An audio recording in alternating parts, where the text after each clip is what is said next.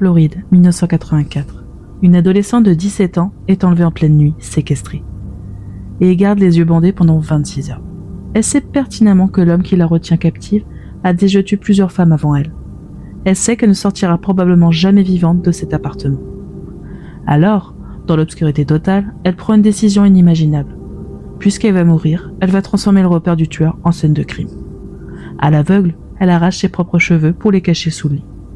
Elle laisse ses empreintes digitales sur les murs, les miroirs et même sous la lunette des toilettes. Elle sème des morceaux d'elle-même comme un petit poussé macabre pour que la police puisse retrouver son assassin. Ce qu'elle ignore, c'est que ce plan de génie ne va pas seulement résoudre les pires cold cases de l'État, il va lui sauver la vie.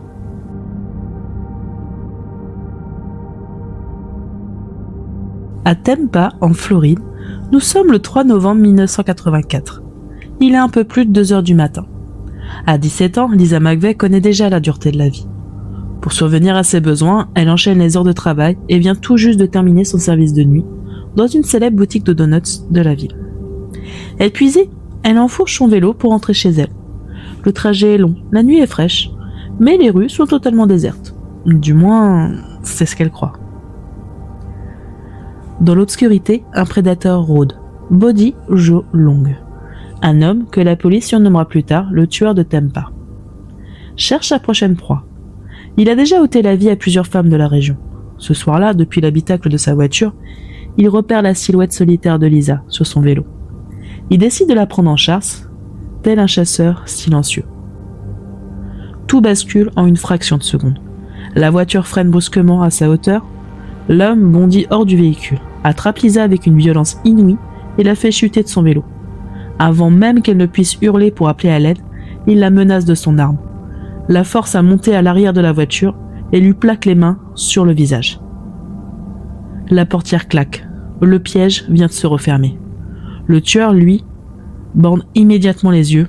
À partir de cet instant précis, Lisa est plongée dans les ténèbres. Elle ne verra plus jamais le visage de son agresseur, ni l'endroit où il l'emmène, et pourtant, c'est cette cécité forcée qui va déclencher chez elle l'un des instincts de survie les plus fascinants de l'histoire criminelle.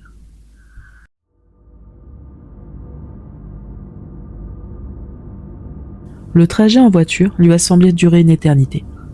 Lorsqu'ils arrivent enfin dans l'appartement du tueur, Lisa est toujours aveuglée par son bandeau. Elle est terrifiée, désorientée et subit des violences répétées. Bobby Joe Long la maintient prisonnière pendant 26 longues heures. Pour n'importe qui, l'instinct serait de hurler, de se débattre ou de supplier. Mais Lisa, du haut de ses 17 ans, comprend une vérité glaçante. Si elle agit comme une victime, elle finira comme les autres. Elle décide alors de jouer le rôle de sa vie. Elle va utiliser la seule arme à sa disposition, la psychologie. Lisa réprime ses larmes. Elle commence à parler à son bourreau d'une voix calme. Elle feint de le comprendre, d'avoir de l'empathie pour lui.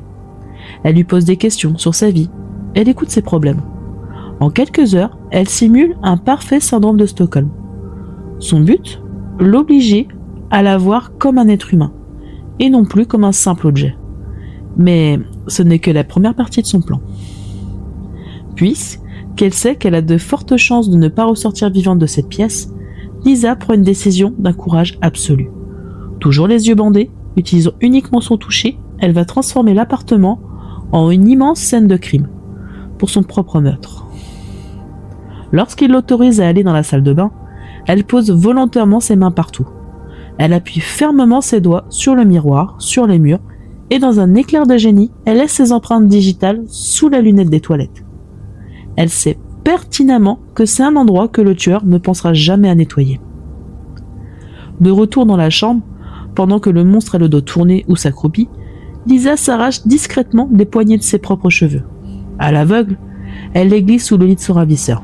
Elle sème son ADN, comme un petit poussé macabre. Si elle doit mourir ici, elle s'assurera que la police trouve les preuves pour le condamner. Et pendant ces 26 heures d'enfer, son cerveau enregistre tout le reste. Elle mémorise la texture du tapis sous ses pieds nus. Elle mémorise l'odeur spécifique de l'appartement. Elle écoute les bruits extérieurs, le son d'un distributeur de billets, juste en bas de la rue, et les marches d'escalier précises qu'elle a dû monter. Lisa vient de cartographier la prison de son bourreau, sans jamais l'avoir vue.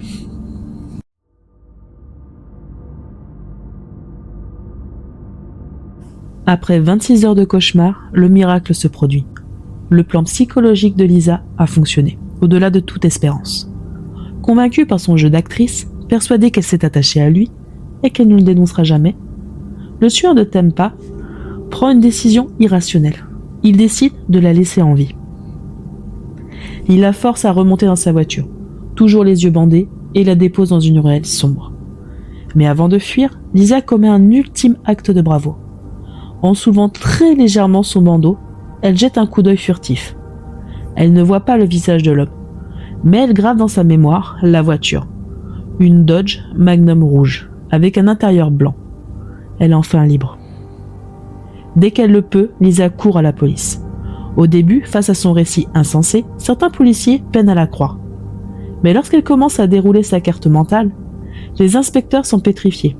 Elle décrit l'odeur de l'appartement, les marches exactes de l'escalier, le son du distributeur du billet juste en dessous, et bien sûr la Dodge Magnum rouge. Grâce à ces détails auditifs et olfactifs, la police restreint la zone de recherche. Quelques jours plus tard, ils repèrent la fameuse voiture rouge. Ils identifient le propriétaire, Bobby Jolong. Les forces de l'ordre font une descente dans son appartement, et c'est là que le génie de Lisa frappe tout le monde de plein fouet. Les techniciens en scène du crime vérifient sous la lunette des toilettes. Les empreintes de Lisa y sont parfaitement intactes. Ils regardent sous le lit du suspect. Ils y trouvent les cheveux qu'elle avait arrachés. Les preuves sont irréfutables. Le tueur est arrêté. En plus de l'enlèvement de Lisa, ces preuves matérielles permettent au FBI de le relier formellement au meurtre de 10 autres femmes de la région. Le tueur de Tampa pensait avoir piégé une proie facile. Il ignorait que cette adolescente de 17 ans, les yeux bandés, venait de construire de toutes pièces la prison dans laquelle il avait fini ses jours.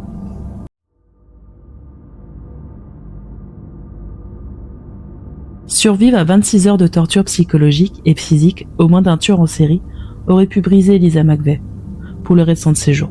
Mais Lisa n'était pas faite du même bois que les autres. Au lieu de laisser ses traumatismes la détruire, elle a décidé de s'en servir comme une armure. Elle s'est fait une promesse, devenir la personne dont elle aurait eu désespérément besoin cette nuit-là. Quelques années plus tard, Lisa McVey a rejoint les forces de l'ordre. Elle est devenue officier de la police, spécialisée dans les crimes sexuels et la protection des mineurs.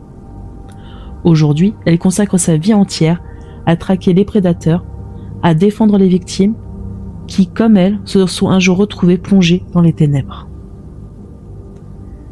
Lisa McVey est la preuve absolue que même face au pire des monstres, l'intelligence et la résilience humaine peuvent triompher.